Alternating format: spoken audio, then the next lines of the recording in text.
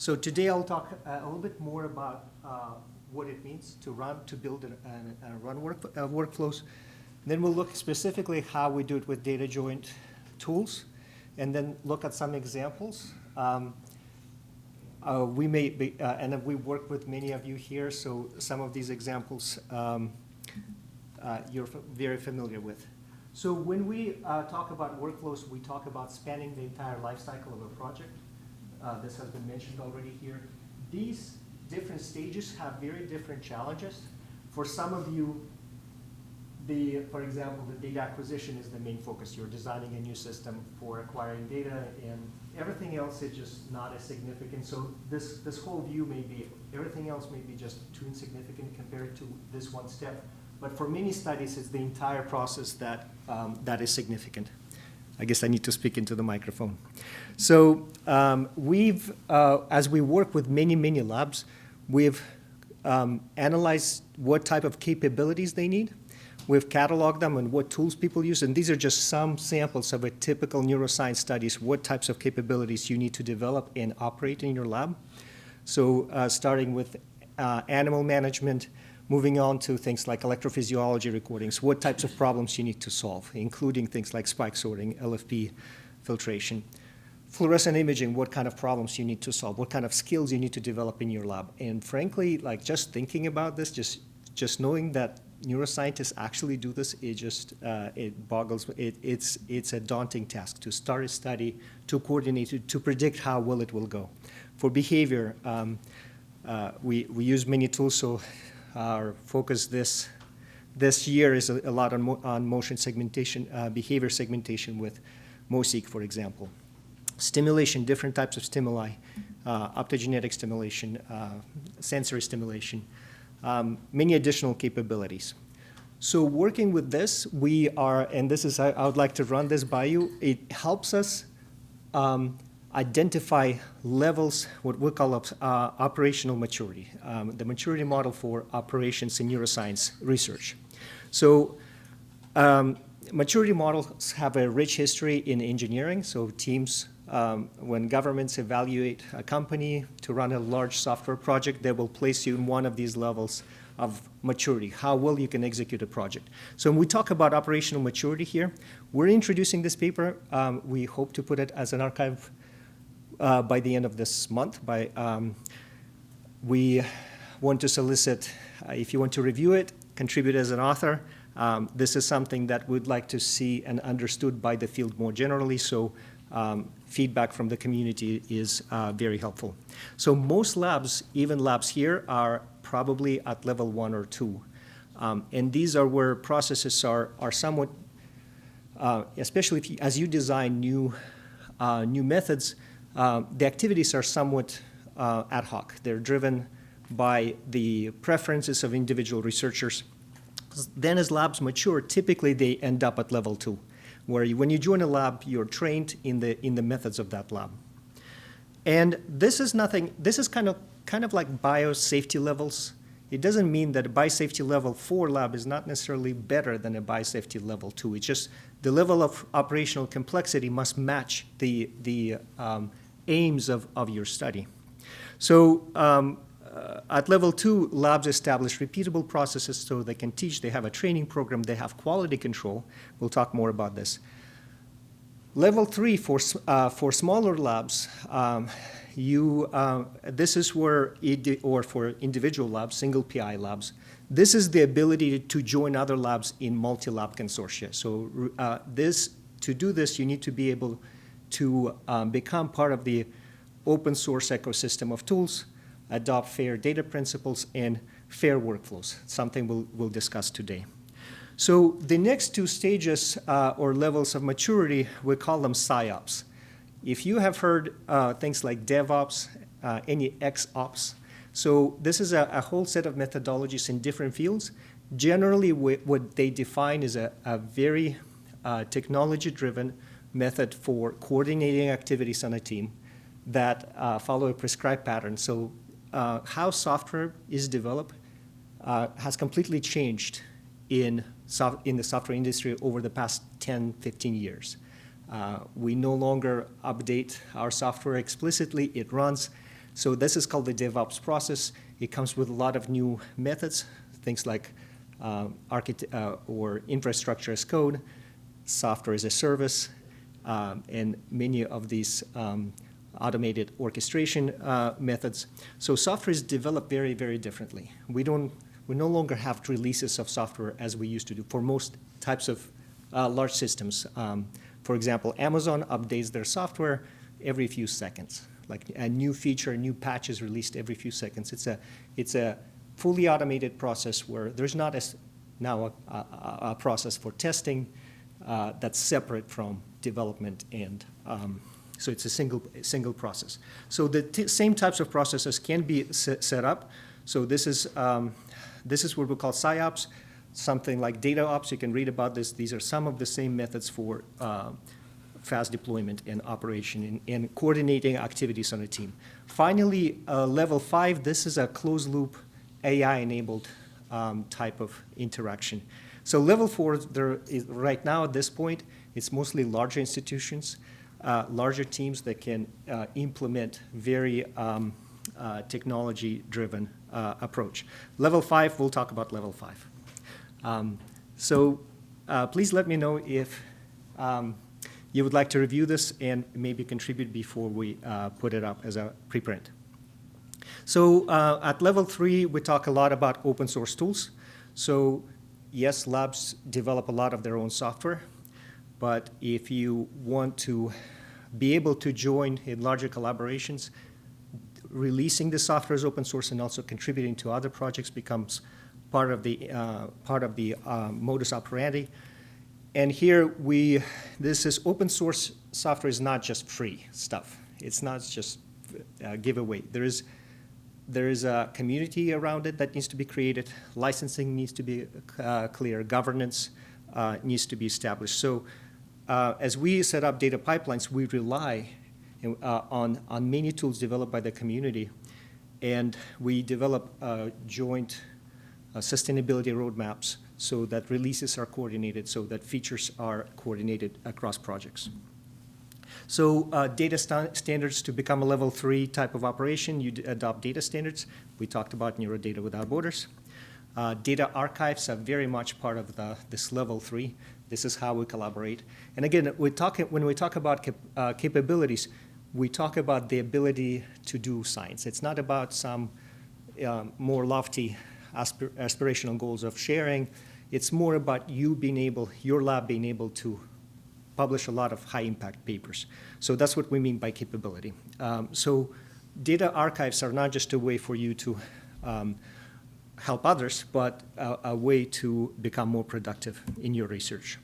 So part of on the boundary between level 3 and level 4, we introduced data joint tools for building computational data pipelines that define both the structure of the data pipeline and all the computations along the way. So right now, many labs use data joint.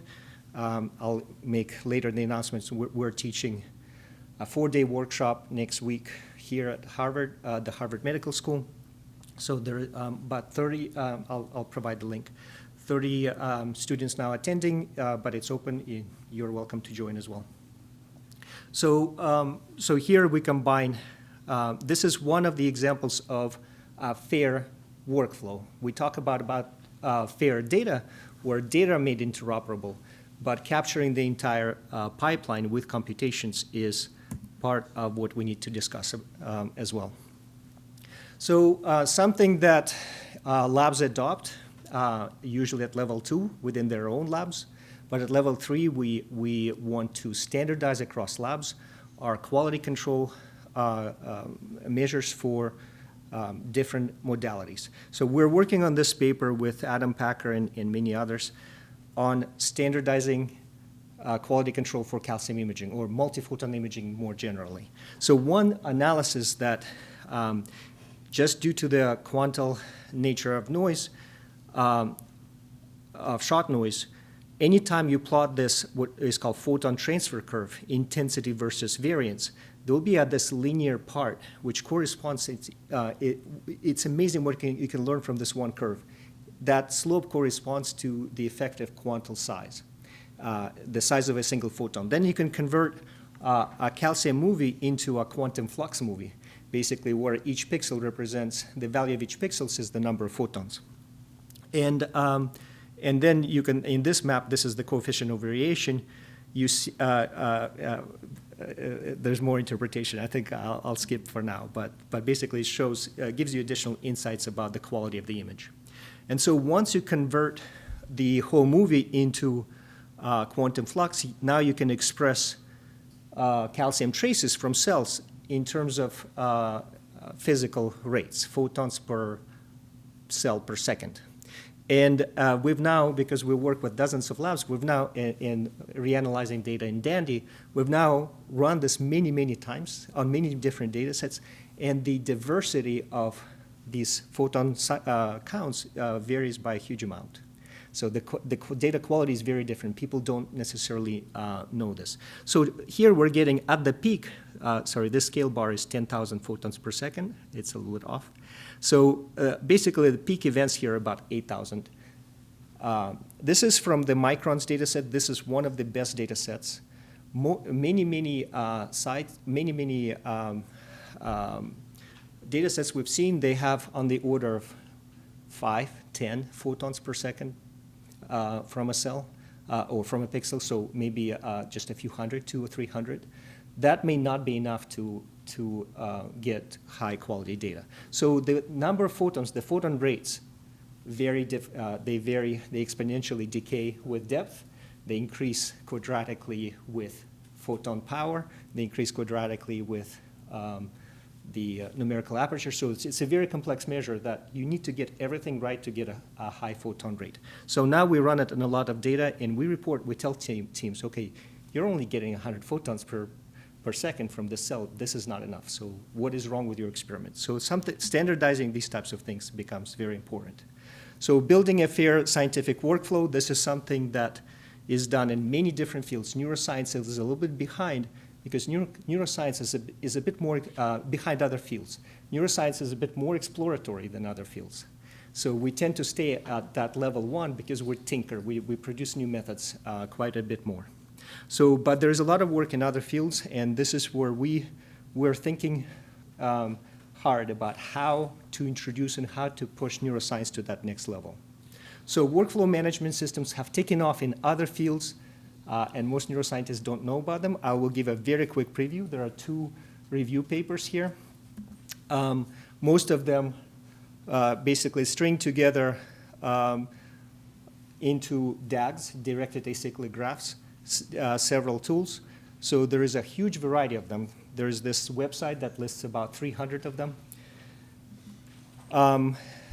They come both from industry, things like Flight and Prefect, and from academia, things like Nextflow and SnakeMake, but again, there are hundreds. In bioinformatics, they have become fairly standard. Neuroscience is just beginning to use them because this is like a level 4 technology. Most neuroscience labs are not at that level. At that level 4, there is a wide set of tools that labs adopt. Things like definitely version control, but then more advanced technologies such as containerization, remote development become part of this technology stack. Oh. So we have rich history in neuroscience. Loney was a trailblazer back in the early 2000s for neuroimaging. A platform, this provided a platform for automated workflows for collaborations around workflows. Brain Life, also for neuroimaging, but also for other types of data right now. This is by Franco Pestilli.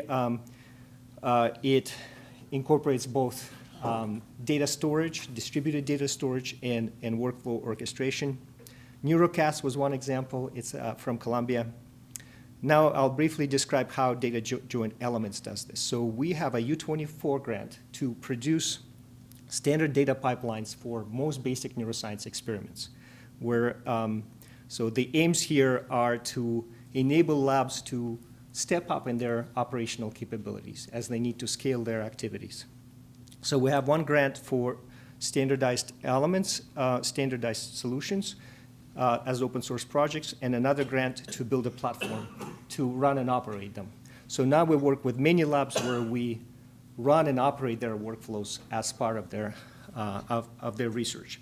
So these tools include DataJoin Core, which is a basic scientific programming set of tools, DataJoin Elements, which are standard implementations that are specific to neurophysiology research, and then DataJoin Works, the cloud platform. This is just one example for calcium imaging. We have a directed acyclic graph that represents both data and computations. This is typically mapped onto the lab infrastructure, or increasingly it's in the cloud.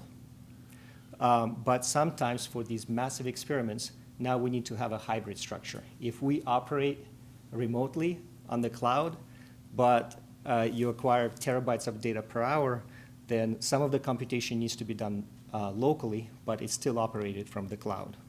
So we are running a 5-year project. We're right in the close to the middle of year 4, which means we're thinking about the following 5 years and working with many people to propose how the field should define standardized workflows, distribute them between teams. So like the types of workflows that Adam described this morning, that is very difficult to disseminate. So it needs to be packaged in a way that can be serviced as a software as a service between teams.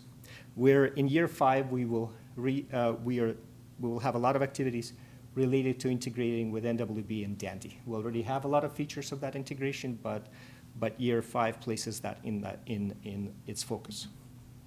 So our cloud platform now, we run about a dozen projects directly, where the research team defines the pipeline, but we operate it for them. And the platform, we develop the back end, and we're very much working. Right now, it's a little bit in stealth mode.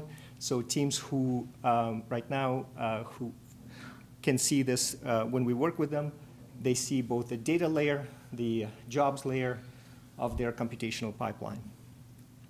And we're moving to level 5 is closing the discovery loop. There is an excellent review, the National Academies of Sciences consensus study in 2022 defining what that closed loop looks like, where AI in the loop helps automate the activities, not just for running forward, but also steering the experiment with the results of the analysis.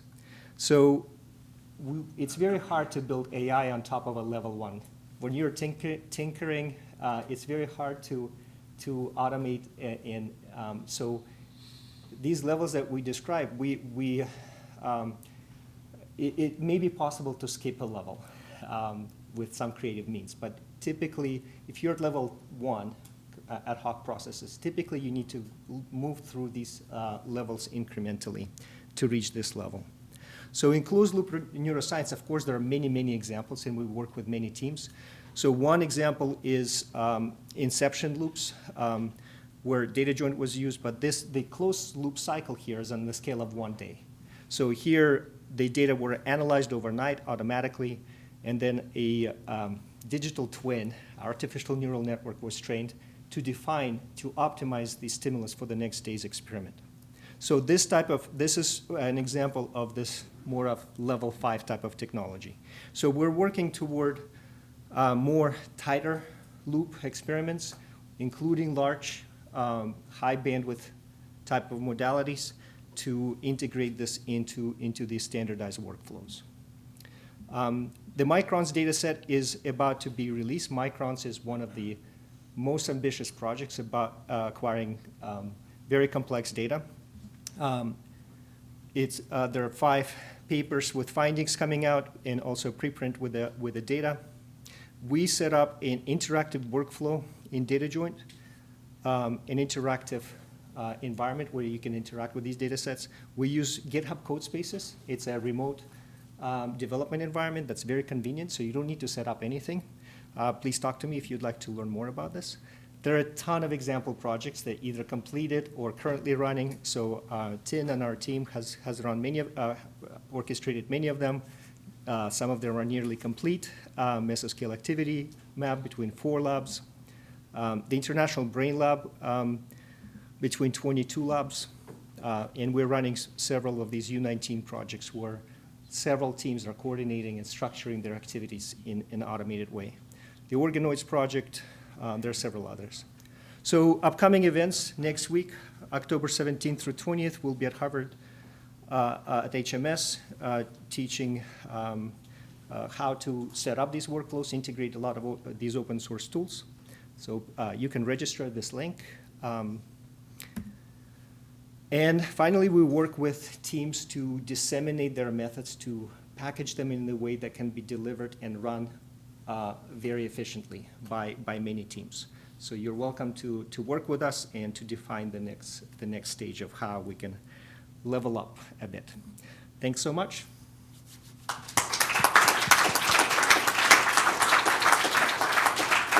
Thank you, Dimitri. Quick question, anybody? McKinsey? No? No? Okay. Thanks. Great. Okay.